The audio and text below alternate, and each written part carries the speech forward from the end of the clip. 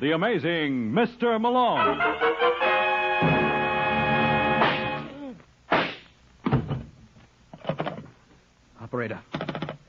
Operator, get me the office of John J. Malone. The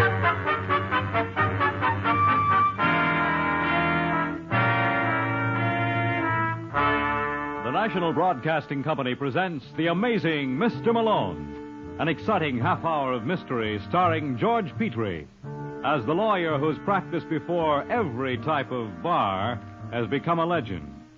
Our locale is the city of Chicago, the time, the present, and the hero of these weekly adventures, the amazing Mr. Malone.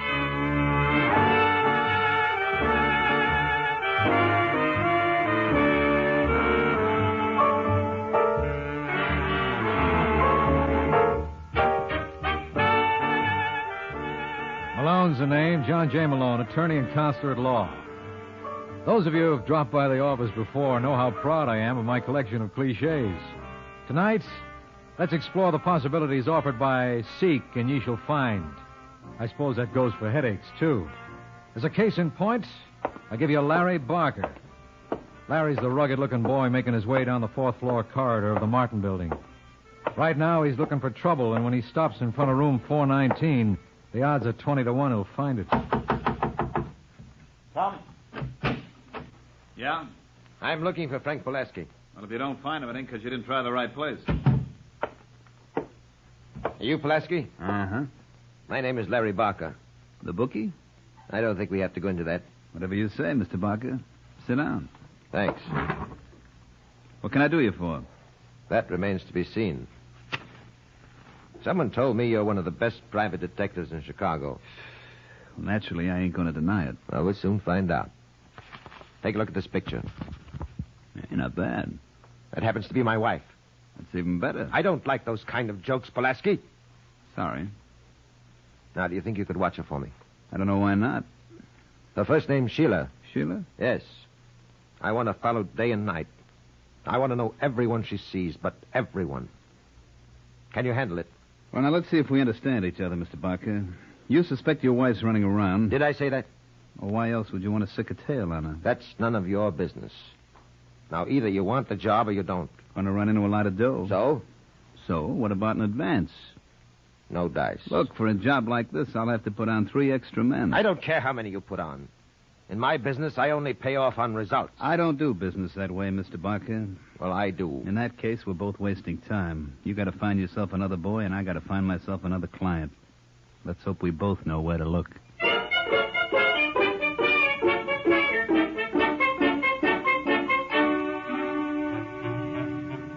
Oh, taxi. Taxi. Can I help you, honey? Taxi. You don't seem to be having much luck. Maybe I'll do better calling a cop. Now, wait a minute, baby. I'm not trying to pick you up. Taxi. I mean it, Mrs. Barker. Look, how did you know my name? Oh, you'd be surprised what I know about you, Sheila. Maybe you'd like to look at my card. Frank Pulaski, Private Investigations. Your hubby was in to see me yesterday. Larry? Mm-hmm. What did he want? This is no place to talk. Now, look, I got a brand new car right around the corner. You can say anything you've got to right here. Well, it's kind of embarrassing, Sheila. I don't like to be seen taking money from a woman in a public thoroughfare. What are you talking about?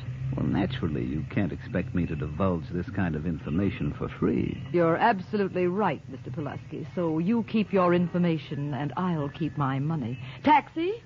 Looks like I ain't gonna make a buck from the Barker family nohow. But I like you better than I do your husband. Thanks. No, I mean it. If I were you, Sheila, I'd watch my step. Larry's checking up on you. You're lying. Nope.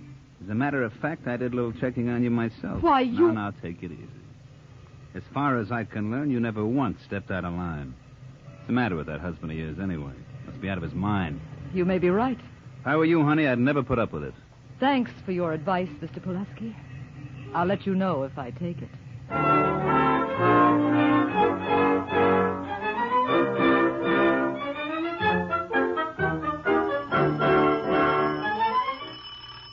Just a second. I said just a second. What's the idea?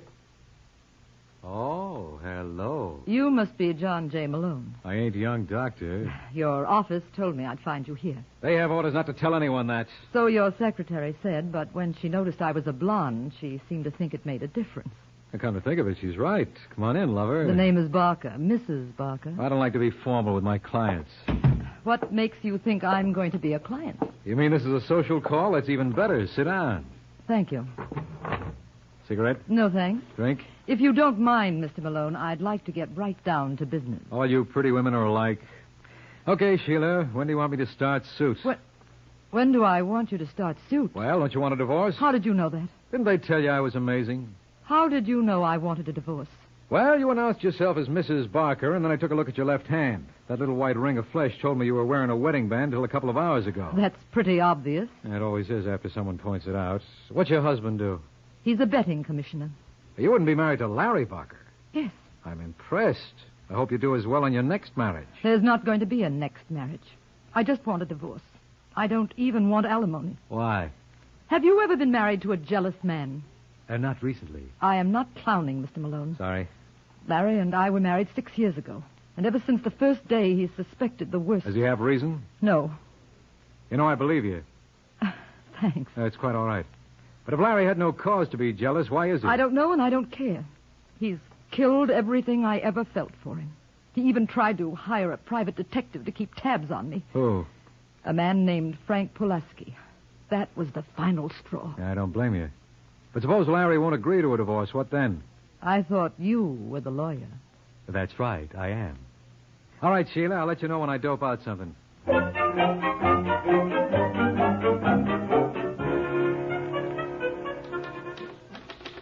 And in the last 3 weeks... Yes, sir, can I help you? Larry Barker in? Well, he's very busy. Well, he can't be that busy. Tell him Al Donnelly's here. What is it, Joyce? There's a gentleman to see you, Mr. Barker. Can't you handle it? He wants to speak to you personally. His name is Al Donnelly. Oh. Well, send him right in. Will you please go in? Thanks. Where do we go? First door to your right. Come on in, Donnelly. Glad to see you, Mr. Barker. What have you got? Plenty. I told you my outfit delivers the goods. Lucky you didn't get yourself tied up with that Frank Pulaski. Well, what's the story? Just what you thought. Your wife's been seeing some guy on the sly. I knew it. Spent practically the whole afternoon in his apartment. Who is he? John J. Malone. A lawyer? Mm-hmm. And you know his rep. I've heard a couple of stories. Well, there you are. Just a case of putting two and two together. All right, Donnelly. Beat it. Well, what about my check? I'll mail it. Oh, now look, Mr. Barker. What's the matter? Don't you trust me? Our deal called for something quite different. Well, just for that, you'll wait. Joyce, Yes? show him out. Never mind. I can find my own way out. What happened? Nothing. That wasn't the impression I got listening at the door. So you were eavesdropping. I guess I should be ashamed of myself. I've got a good mind. Sure you have, Larry. Mine's the one that's bad. To think at 9 years I would have gotten smarter. What are you babbling about? I was just reminiscing. Well, do it on your own time. I don't have any time of my own. Every minute belongs to you, remember? Are you going to start that again? Yes. I'm entitled to know where I stand. You've been stalling me long enough. 9 years. 9 rotten years. Well, now you got grounds for a divorce. You're crazy. I heard what that Donnelly said. Sheila's been running around with Malone. Shut up. You didn't actually think I was going to marry you? Yes, I did. You stupid little fool. Why, Sheila's worth $1 million like you. She's no better than I am. Ask Malone. You keep your mouth shut, understand? Don't you dare say a word about her. I only hope Mr. Malone is as gallant. Don't give it a thought, Joyce. He won't talk. I'll see to that personally.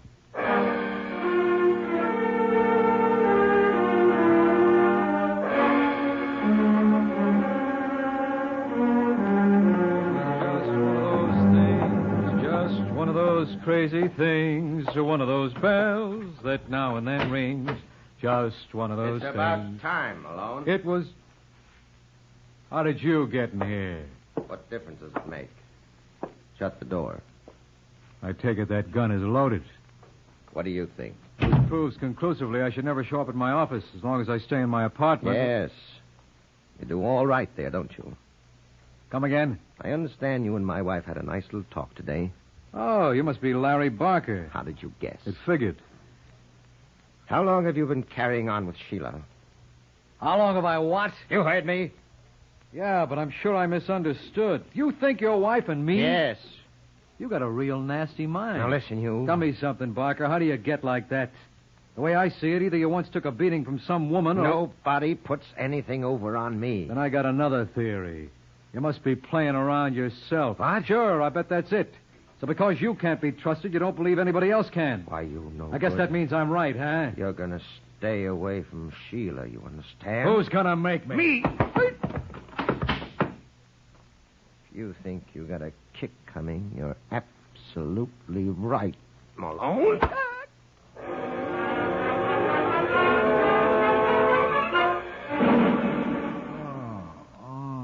All right, come on, Malone. It's time to rise and shine. Oh. Are you going to lay there and pamper yourself?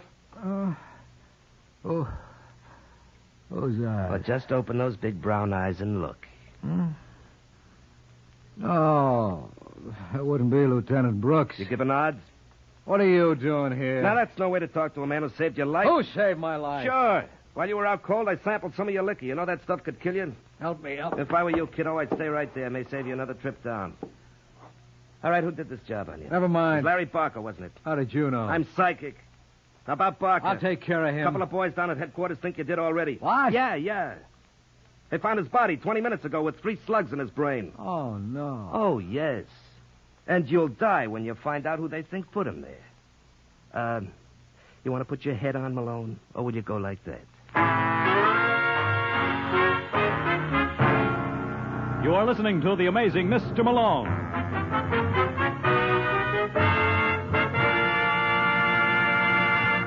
It's the Silver Jubilee on NBC. Now, Sunday, we've got more shows that promise to deliver the tops in mystery adventure listening. For example, Tom Conway stars as that always debonair gentleman adventurer, Simon Templar, alias the Saint. Then there's Dimension X with stories of science fiction, tales of the universe as it might be in the future. And a little later, join Mr. Moto in his latest adventure. Yes, Sunday means great listening for you with the Saint, Dimension X, and Mr. Moto, all over this NBC station. And now, back to the amazing Mr. Malone.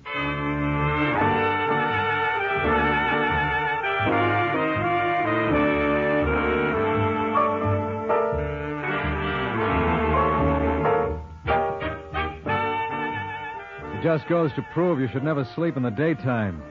Here, Larry Barker tucked me in, and when I awoke, a police lieutenant named Sidney Brooks was standing over me. I couldn't make up my mind which was more frightening, Brooks' news or his face. What's the matter, Malone? You look unhappy. Now, let me get this straight, Lieutenant. You got it straight. Larry Barker's been murdered. And you think well, it's a possibility. You had a run-in with him. Well, when you found me, I was unconscious. How do I know you weren't faking? Listen, you It's a Schlemiel. possibility. Now, look, Brooks. What are you getting so excited for? I said it was a possibility. The probabilities are something else again. Now, what was your trouble with Barker? Oh, he had some screwy idea I was horsing around with his wife. Were you? No. You're slipping. This is not the Malone I know and love. Sheila came to me to get her a divorce. Why? She got another guy on the string? No, she just couldn't stomach Larry anymore. He was crazy jealous. Well, so he probably never would have let her go. Well, that problem's over now. You know, I hate to disagree with you, Counselor, but I think her problems are first beginning. I don't see how. You're not looking in the right places. You say Barker was crazy jealous. He would have fought a divorce. So? So she took the other way of getting rid of him. You're crazy. You know, I would have bet you'd say that. Whenever you're stuck for an I answer. tell you, she didn't kill him, Lieutenant. Where is she now? Now, where else would she be? In the brig? Now, how in the world did you ever figure that out? You know, I guess you are amazing. All right, Malone, let's go.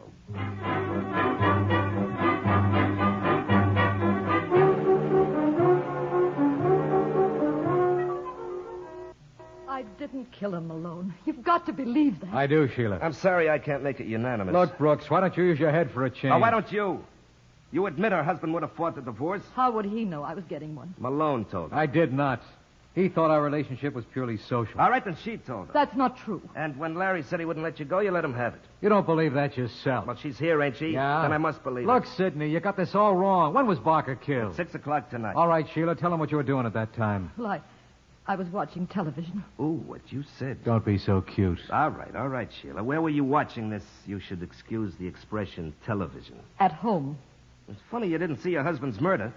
I guess Milton Berle was much more exciting, huh? Oh, wait a minute. I forgot.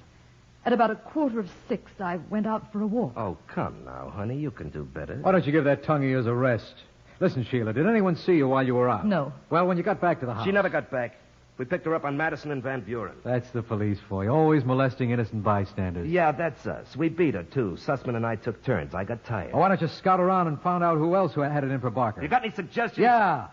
Larry was playing around on the side. I don't believe it. Of course he was. He practically admitted it in my office. That's why he was ready to believe the worst of you to justify himself. Well, assuming, and mark you, I say assuming. I hear you. There was another woman. So what? We'll know that what when you find her. You mean when you find her? You expect me? Uh-huh. I've done my part, Malone. I found Sheila. You get your own girl.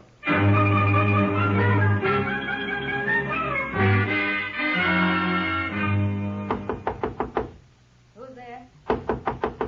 Who's there? Hi, Joyce. You got your nerve. That's what they all say. Now, look, mister, I don't know who you are, but if you don't get out of here... You call a cop? Yes. The number is State 48956. What are you waiting for? Who are you? Pulaski's my name. Frank Pulaski. I'm a private dick. You know, like the Falcon. What do you want?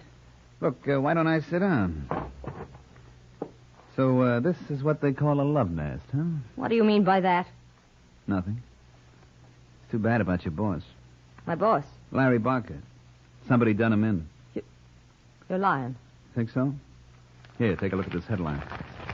Bookie killed in Gold Coast apartment. Lawrence Barker, better known as... Oh, no. Well, that's the way it goes. Larry. Is this why you came here? Not exactly.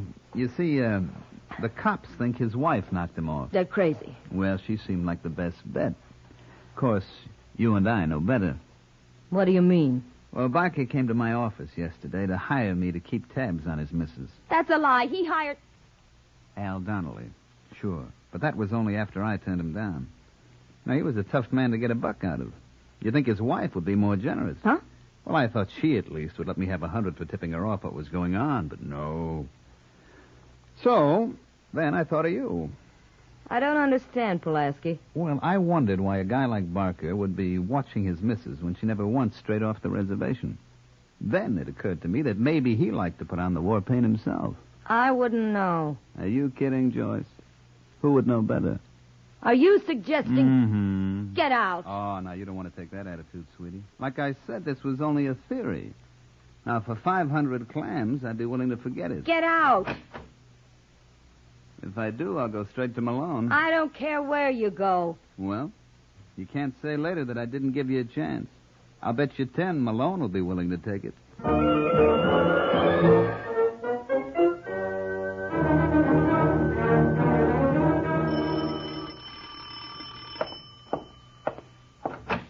Yeah? Hi, Malone.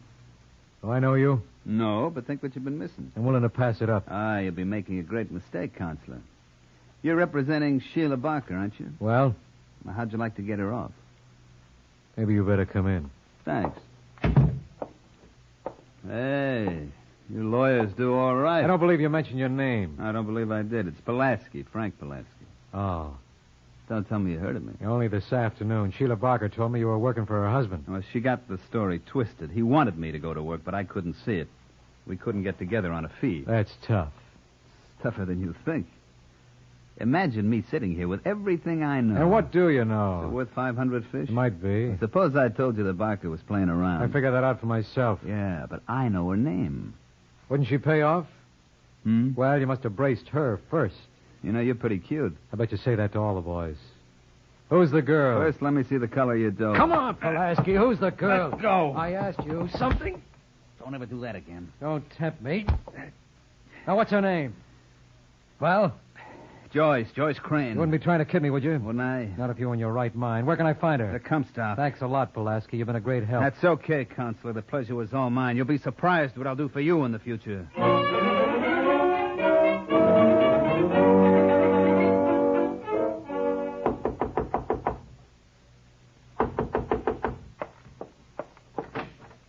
Hello?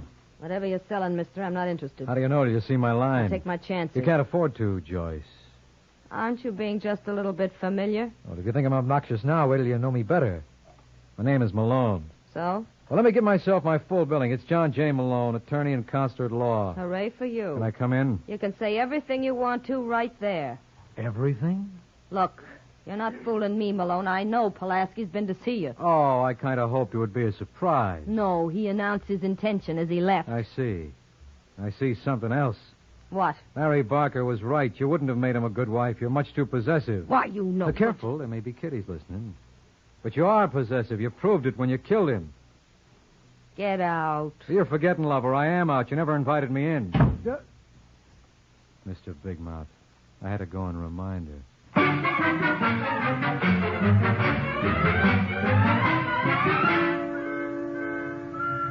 Hey, buddy. Me? Yeah. I wonder if you could settle an argument for me and my friend here. What is it? He says you're John J. Malone. Well? And I got a gun that says you're going to get in this car. Who's right? Apparently, both of you. Get in. You fellas ought to be ashamed of yourselves. You're just confirming what every stranger thinks about Chicago. Things like this don't happen anymore. Don't they? Yeah, I guess they do. Well, whose lap do I sit on? Move over, Wally.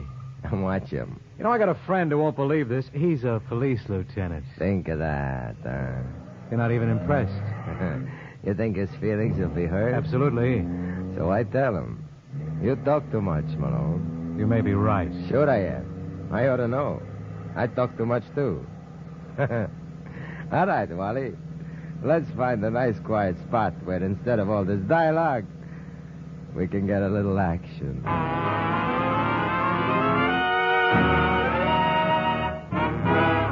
You are listening to The Amazing Mr. Malone.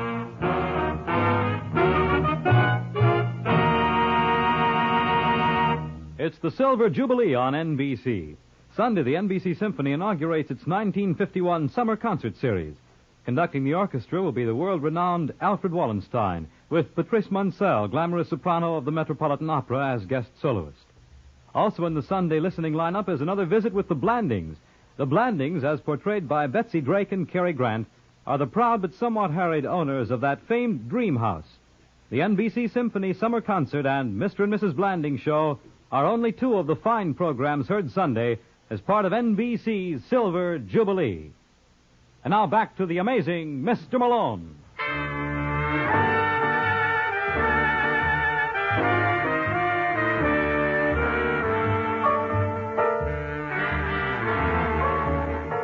Well, that's life for you. Obviously, somewhere along the line, I put my foot in it. 5 minutes after Wally found his nice, quiet spot, that same foot was around my neck. The next thing I knew, I was at police headquarters, and it had begun to rain. But I was the only one getting wet. Lieutenant Brooks was in charge of the downfall. Cut that out. You want to drown me? I thought that would bring you around. You didn't have to do that. Oh, it was too good an opportunity to waste. Here's a towel. Thanks. Better get the back of your neck, Malone. You're not dry behind the ears. Oh, that's a good one. How'd I get here anyway? A prowl car found you in Evanston. Recognizing you as my comrade in arms, they brought you here. Why didn't they take me to a I hospital? would have scalped them if they had. Where's Sheila Barker? Or where she'd been for the past 12 hours. Well, you got to let her go. Who do you think did this job on me? Well, you tell me you were there. Well, I don't know their names, but they were obviously hired by the same party who killed Larry Barker. If you want a description... I wouldn't care to hear it. Now, look... We already picked them up. One is Wally Forbes, and the other is a boy named Tony Ferrara. How do you know they're the right ones? They admitted it. Oh. Well, then we shouldn't have any trouble getting them to confess that Joyce hired them. That I doubt. Now, look, Brooks. They're friends of Frank Pulaski. What? Yeah. They were just doing him a favor. I don't get it, Brooks. I just don't get it. Well, you would if I had my way.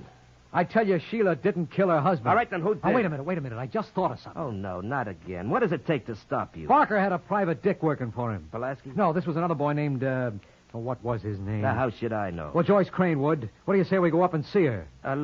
Look, kiddo, you've had a tough day. Now, why don't you let me drive you home? What's the point? There ain't no gal there. No, Joyce runs a much livelier spot. Let's try it anyway.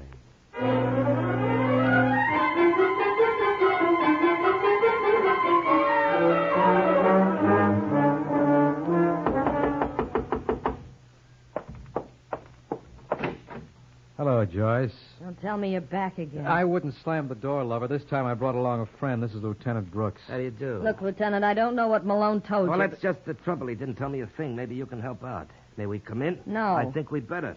Is that an official request? Well, I didn't flash my badge.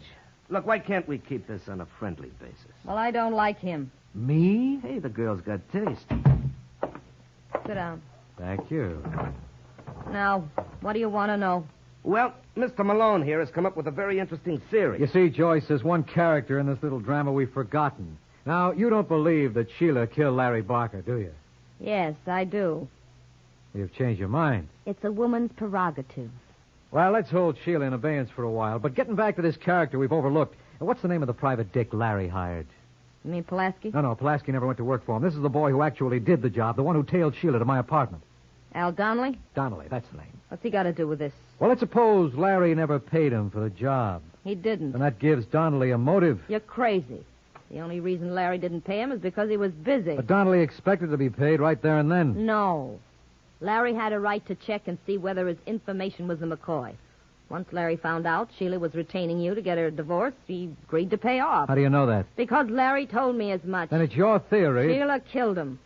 She knew she'd never be free any other way. You really want to see her burn, don't you? I most certainly do. Bloodthirsty little girl, ain't she? Now, what do you say, Counselor? I say it's about time you did something. Now, what are you mumbling about? She's the one we want. Are you out of your mind? That's possible, too, but it doesn't alter the conclusion. You killed Larry Barker. No. Yes. Well, all right, Brooks. Fool everybody and make like a police lieutenant.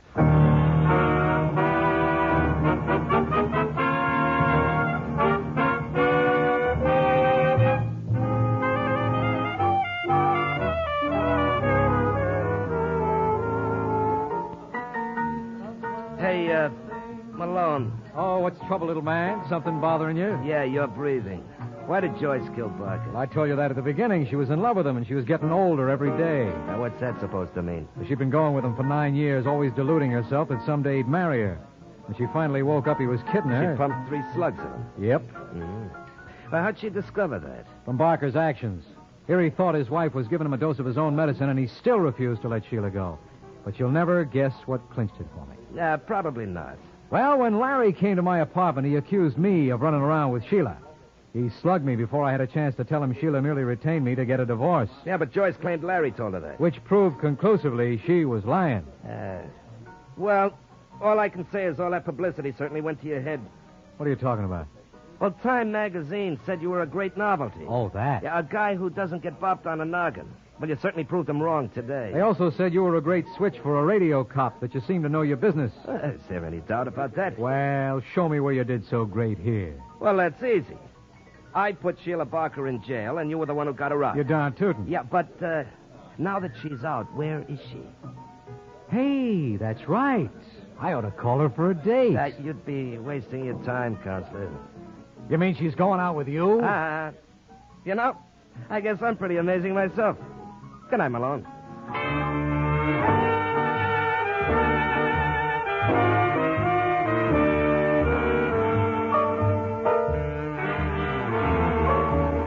You ever hear the story of the great athlete?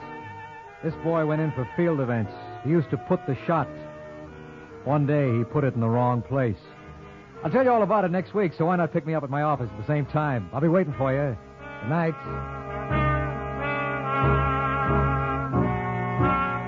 George Petrie was starred as John J. Malone, with Larry Haynes as Lieutenant Brooks. Our program is written by Eugene Wang and directed by Richard Lewis. The Amazing Mr. Malone is based on a character created by Craig Rice and produced by Bernard L. Schubert.